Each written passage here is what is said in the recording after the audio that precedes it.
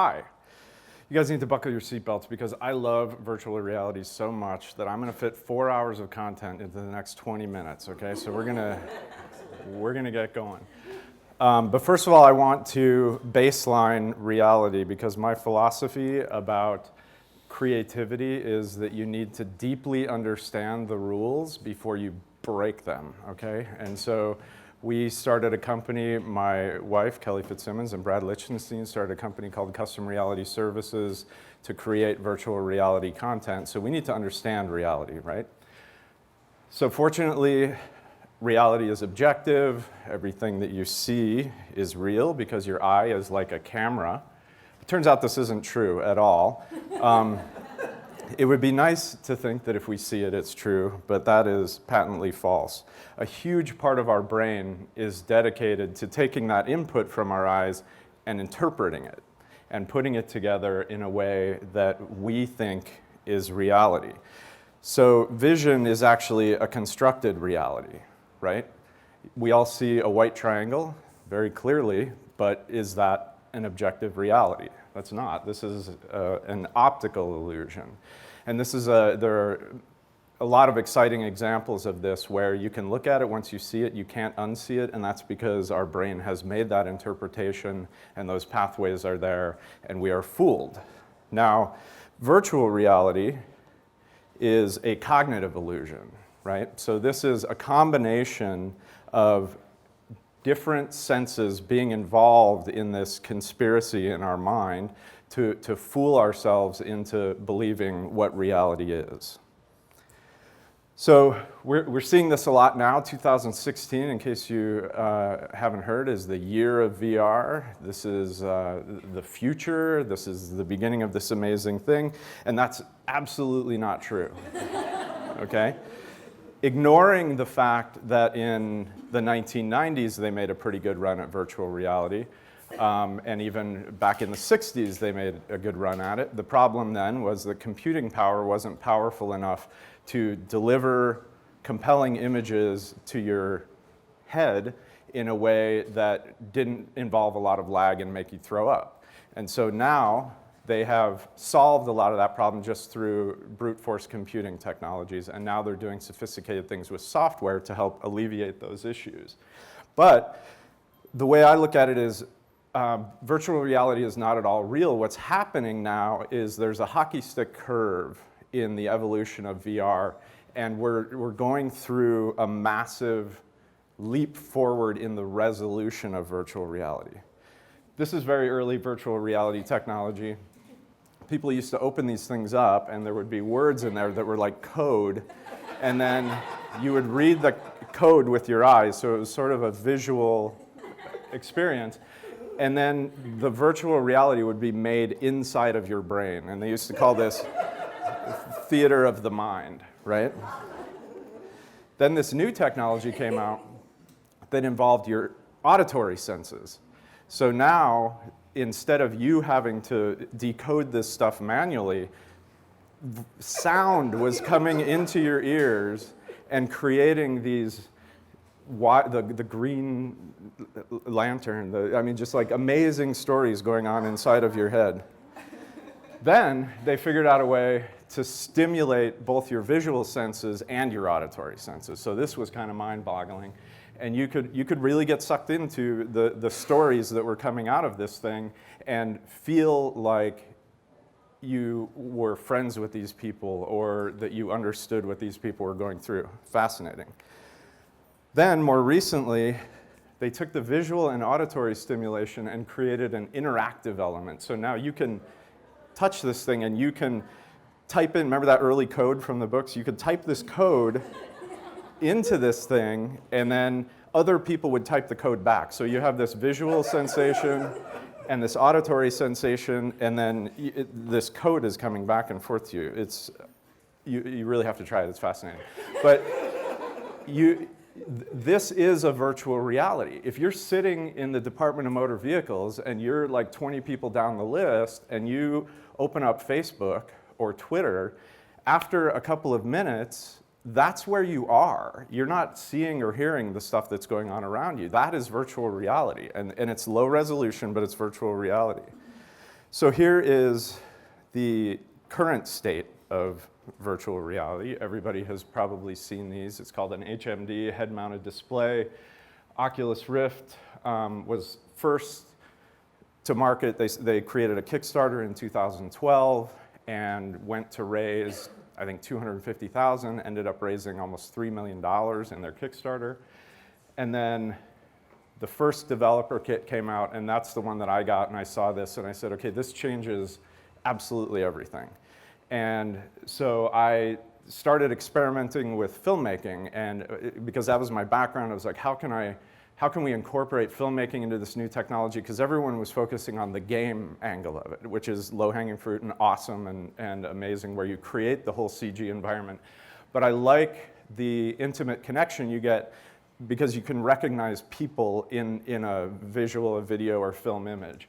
So I started, getting cardboard and hot glue and GoPro cameras and stuff, and tried to kind of figure out a way to create a sphere of video that would give you that sense of being there, right? So that's when I met up with Brad, and we started working on this project called Across the Line. This was made in like the really, really early days of virtual reality. This was last October that we, that we shot this. And at that time,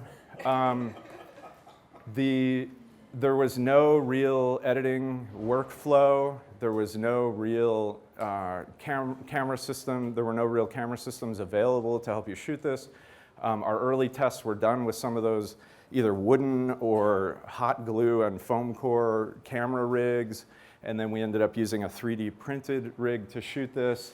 And at the time, the conventional wisdom was if you are going to shoot VR, you need to leave a 5-foot diameter space around you. Otherwise, when you go to stitch it together, because you have to take 10 cameras and shoot it all and then go into software and make it into a single spherical image, when you stitch them together, you run into parallax issues where everybody looks broken and all that stuff. And as we were talking about this particular scene, I felt it was really, really important that you connect with this woman and feel like you're a part of this experience. So we put a camera in between the two of them and ended up creating, we created two things. We created a really intimate, amazing experience where you feel like you're there and experiencing it, and we created an enormous post-production headache. And after we solved the second one, the first one is what came out of it, but it was amazing. So I'm going to just show like a really short, this is like a 10-second clip, and what you're seeing, this is a capture of like almost like a screen grab. It's a video grab of a virtual reality experience. So when you put the HMD on or the headset on, typically there is video 360 degrees around you, so you can decide where to look. What we're seeing here is the person who was wearing the HMD at the time we were capturing it. We're seeing their point of view, but you can see kind of the variety of how you can look around here. We are here to rescue those being drawn to slaughter. Please, ma'am, have mercy. I wonder if does he know where to go? Hi, you guys okay? Exit this Yeah, we're wondering if you know where we should go for the clinic. You're here to pray at the abortion clinic, or you're here to go to the abortion clinic? I'm just not sure which building. The important thing here is this is an environmental sphere. So everywhere you're looking, you're choosing what's important to you. Now this changes how you tell stories, and this changes the role of the director or how the director approaches a scene or approaches a film or an experience. And Steven Spielberg just came out, I don't know, a week ago and said, virtual reality is dangerous for filmmaking because now we can't tell them where to look. And it's like, yeah, that's true. I mean, it is dangerous for the old way of filmmaking or that way of filmmaking. And it's funny because people in VR call them flatties or flat films to differentiate, because that's not going to go away. That frame is really important, and that's a separate experience. Books still exist, right? But this is something completely new. We're starting to capture all of their senses. Now we capture your visual senses by putting this HMD on you. We capture your auditory senses, and we start to capture haptic senses because when you turn your head, your field of vision changes as you turn your head. So that's haptic feedback. Now, the second part of Across the Line, we partnered with Nani de la Peña, who I am so thrilled that we got to work with. She's known as the Godmother of VR, and she, 2012, the Kickstarter for Oculus Rift was started by a guy named Palmer Luckey. They eventually sold to Facebook 2 years later for $2 billion. Palmer Luckey in 2012 was Nani's intern, which is awesome. And because she has been doing this walk-around virtual reality stuff for quite a while, specializes in documentary and journalism stuff like we were doing. So we partnered with her. And this scene is entirely CG environment, so a computer-generated world with actors that are interacting with you and yelling at you. And you can walk around the entire environment and experience it, and wherever you go, they're looking at you and they're talking to you, and it's an incredibly visceral experience. And the audio is real, so it's real audio from protesters around the country, but the CG was created using motion capture actors and traditional CG mapping technologies. So I'll play this real quick. You're a wicked woman. You need to turn from your sin. That's what the Bible says repentance is, to turn from your sin. You know there's a God. He is full of mercy, but he's also full of wrath. And he hates sin. He hates this sin. The thing about this now is 360 video, and this is exactly why we partnered with them, because 360 video gives you an intimate connection, because there's something deep in our brains that has been around for millions of years that recognizes a human being. And so computer technology is getting better, computer graphics are getting better. I think the uncanny valley, where something looks kind of real but not quite real, is a lot wider than we think, right? So we felt that for this piece, we really wanted you to be able to connect with our protagonist and feel like you're with her and that she's a human being. And then in the third scene, we take it into a first-person perspective where you are walking around and trying to get away from them, and they are yelling these things at you. And so now you have different haptic senses. You have the feeling of walking one for one as well as turning your head. So we're engaging more and more of your senses, and it's a profound experience. And so what? You guys are so cynical. Why are you asking me these questions? So what is that this is a different experience now. So this isn't just now we have 3D or now we have a new advancement in technology. This is a completely new medium, right? This takes it out of watching something and empathizing to, my wife likes to say that this is not about empathy, and you'll hear empathy a lot as it relates to VR. This is self-compassion. This is not, I understand what that other person must feel like. That's a possibility here, and people are doing that. But this experience, actually, you come out of it feeling like it happened to you. And we had many of the people going through at Sundance came out crying. I had men coming to me saying, every man in the country needs to see this, because when it's happening to you and you're experiencing this emotional and hateful thing, and it's directed at you, it triggers a different part of your brain. It triggers an experience of having an experience, okay? So Ken, I'm gonna tell the story about Ken at IDA, came through at Sundance, and he was not impressed with the idea of VR. He thought it was kind of gimmicky and didn't think this was, but he was going to go through it. He was a friend of Brad's, so thanks. And he came out of it, he was really emotionally moved, and he pulled us aside immediately and he said, this 8-minute experience brought up so much for me and told such a powerful story through an actual experience that I need to show this to as many filmmakers as possible, and that is my mission this year. And I thought, okay, yeah, he's really super excited, and that's cool. But it turns out he pulled us together. We did a 3-day deep dive into VR for documentary filmmakers in Los Angeles through the International Documentary Association. There are two or three more of them planned. He is a huge convert to the idea of virtual reality as a storytelling medium. So here are the buzzwords. Once you experience it, all the buzzwords that you're seeing start to make sense. You're going to hear immersion. Well, that's true because we're controlling your senses. We pull the goggles over your eyes, we pull the things over your head, we put you in an environment. Every additional sense that we can engage and usurp gives us this sense of immersion. Empathy, we talked about that. Empathy is immersion plus storytelling, right? So now you've taken over their senses, and as a storyteller, now you give them something through that sensory input that makes them feel something, either witnessing it, feeling like they're in the same room, or having it happen to them. Presence, so this is the holy grail of VR, and what happens is there are times when you sort of forget what you're playing or what you're doing, and you believe that you're in a different place. And right now, this happens very occasionally, and because this is rough technology. But I was playing a moon landing game that was like a simulator, and I'm sitting down, and they did this cool thing where when you look down, the astronaut in the suit is holding an Xbox controller, which is what you're using. So you look down, you're like, whoa!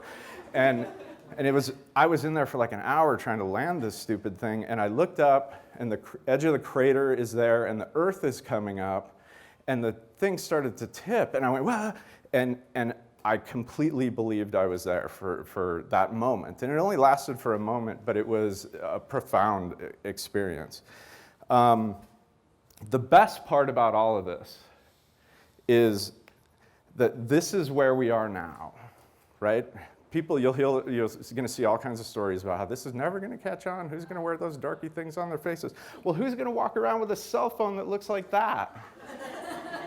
And who's going to play video games that look like that? And who's going to drive that dumb thing? I'd like to drive that dumb thing, but... But the point is, this is the Pong period of virtual reality, and this is all going to get better. And I have never in my life seen a technology curve like this. So many incredible brains, so much money, so much attention through every imaginable industry is being poured into virtual reality right now.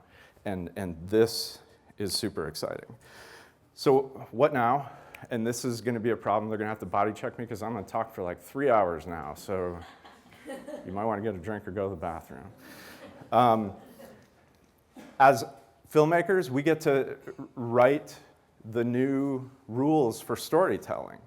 Brad and I and Kelly and I are working on a new project about gun violence. 371 Productions, Brad's other company, has been doing Precious Lives, which is this amazing radio program about gun violence. So he's got all of this research and this interesting, all these amazing experiences that we want to bring it to virtual reality. And we're having a conversation the other day, like, okay, like in a documentary, you do exposition and you do this kind of thing. How does that work? Like, it's way back to the drawing board. It's not just edit together a montage, put up a map, do this. It's like, and the possibilities are not only, it's a hindrance in one way, but in other ways, it's like, yeah, but you can have this thing that's going on, and you can walk around the people as they're, it's just like, woo. But, I've been talking only about storytelling, and the thing that's actually most exciting about this to me is that we get to scale knowledge like has never been possible in human history. The internet did this. My daughter asked me the other day, Dad, what's around now that your parents didn't have? And I was thinking about it. I was like, the internet, like, can you imagine, like, okay, my kid is throwing up at 2 in the morning. Like, what do? You call the neighbor or what? It's like, and I can't imagine, like, I'm shocked that any of us are alive because our parents didn't have the internet, right? Well, my wife is working on a project now called The Internet is Just a Prototype, and that's what we're seeing here. The internet is a prototype for what this is going to be. This isn't about storytelling. This isn't about communication. This is about everything. This is about what the internet was trying to be, this is what it will be. Facebook bought a company with no product for $2 billion, right? Facebook is not going to pivot away from social, right? People say this is an antisocial thing. You put these goggles on and whatever, and it's like, no. This is the beginning of the metaverse. They want to be the AOL of the metaverse. They want you to think that if you're logging onto Facebook, that is the metaverse, because we're going to be able to interact and share experiences and communicate with people all around the world in a seamless way, right? So, and better than, the internet was really good at communicating and learning about things. This is about connecting and experiencing and teaching things together. And I think for scaling educational experiences, tacit learning is the most powerful part of this. There are things that, if you're trying to teach surgery to someone, being able to interact with it and explore it from any angle and see it creates muscle memory, creates different pathways in your brain, and now we can take this and scale it to places all over the world where you couldn't do one-on-one training effectively. And oh my gosh, I think she's got this. I think I'm done.